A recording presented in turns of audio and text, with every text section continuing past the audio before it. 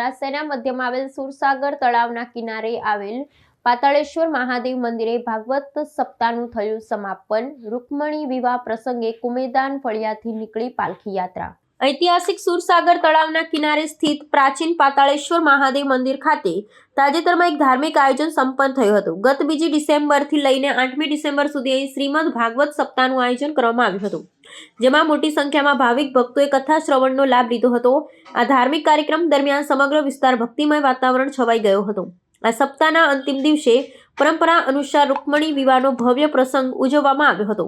આ પ્રસંગે કુમેદાન ફળિયાથી લઈ મંદિર સુધી પાલખી યાત્રાનું આયોજન કરવામાં આવ્યું હતું, જેમાં શ્રદ્ધાળુ ઉમટી પડ્યા હતા ને ઉત્સાહભેર જોડાયા હતા। પાલખી યાત્રાને વિવાહના આયોજનથી ધાર્મિક માહોલ વધુ ઘેરો બન્યો હતો, જેણે શહેરના મધ્ય વિસ્તારમાં ભક્તિની ધારા વહેવડાવી હતી।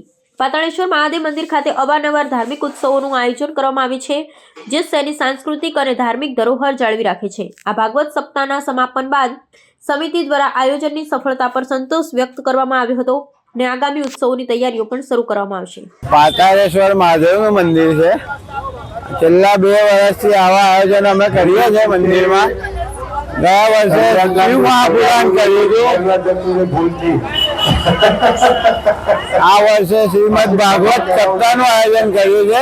2 ડિસેમ્બરથી આજે 7 દિવસથી અહીંયા ચાલે છે ભાગવત કથા અને લોકો એનો લાભ લે છે। આજે રૂકમણી વિવાહ હતો। અહીંયા સામે દયાલ પેટીસની ગલ્લીમાંથી અમે વરઘોડો બેન વાજા સાથે પાલખીમાં ભગવાનને બિરાજીને અહીં લઈને આવ્યા છે। હજુ આવતીકાલે પૂર્ણાહુતિ થવાની છે। મારું નામ સુરેશભાઈ મિસ્ત્રી છે।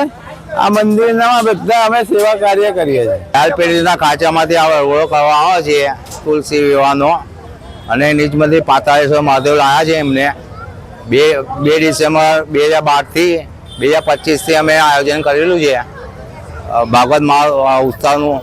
તો ધર્મપેઢી જનતા સત્સંગનો લાભ લે છે, રસપાન કરે છે। હું પાતાળેશ્વર મહાદેવ ભરતસિંહ દરબાર।